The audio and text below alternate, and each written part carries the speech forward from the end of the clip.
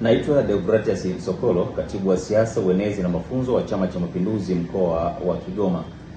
Ndugu wanachama wa Chama cha Mapinduzi na ndugu wananchi na wakazi wote wa mkoa wa Kigoma, kwa furaha kubwa napenda kuwajulisha kwamba mgombea mwenza wa urais wa Jamhuri ya Muungano wa Tanzania kupitia Chama cha Mapinduzi, Daktari Balozi Mheshimiwa Emmanuel John Nchimbi, ziara ya kampeni katika mkoa wa Kigoma tarehe 12 na 3 mwaka huu.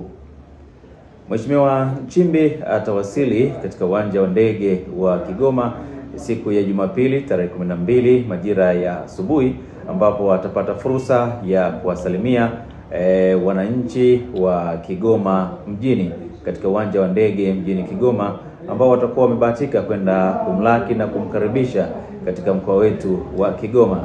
Na baada ya hapo mgombea mwenza atakuwa pale Kakonko mjini katika uwanja wa shule ya msingi, ambapo atahutubia mamia na maelfu ya wakazi wa wilaya ya Kakonko.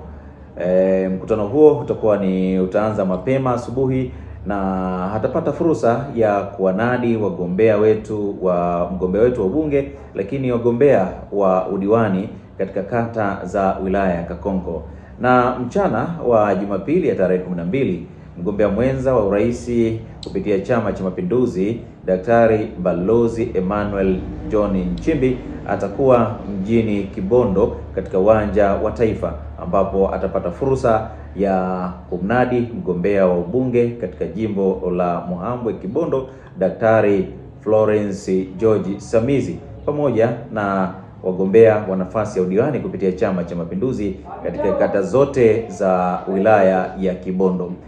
Baada ya hapo, siku ya Jumatatu atakuwa na mkutano mkubwa wa hadhara katika uwanja wa Kazegunga katika jimbo la Kigoma Kaskazini, wilaya ya Kigoma, ambapo atapata fursa ya kumnadi mgombea wa nafasi ya ubunge katika jimbo la Kigoma Kaskazini, Peter Joseph Serukamba, pamoja na wagombea wa nafasi ya udiwani katika kata mbalimbali za jimbo hilo. Waheshimiwa wananchi, tunawaomba kufika kwa wingi. Mkutano utaanza mapema saa 2 asubuhi katika uwanja wa Kazegunga, ambapo mgombea mwenza pamoja na viongozi mbalimbali wa Chama cha Mapinduzi watahutubia na kuinadi ilani ya Chama cha Mapinduzi 2530 ambayo imetoa mwelekeo mpya wa serikali ya Daktari Samia Suluhu Hassan, rais wetu wa Jamhuri ya Muungano wa Tanzania, ambapo kwa sisi wana Kigoma tunajivunia yeye kutokana na fedha na miradi mingi ya maendeleo ambayo imeelekezwa katika mkoa wetu wa Kigoma, na kupitia ilani hii Kigoma inakwenda kubadilika.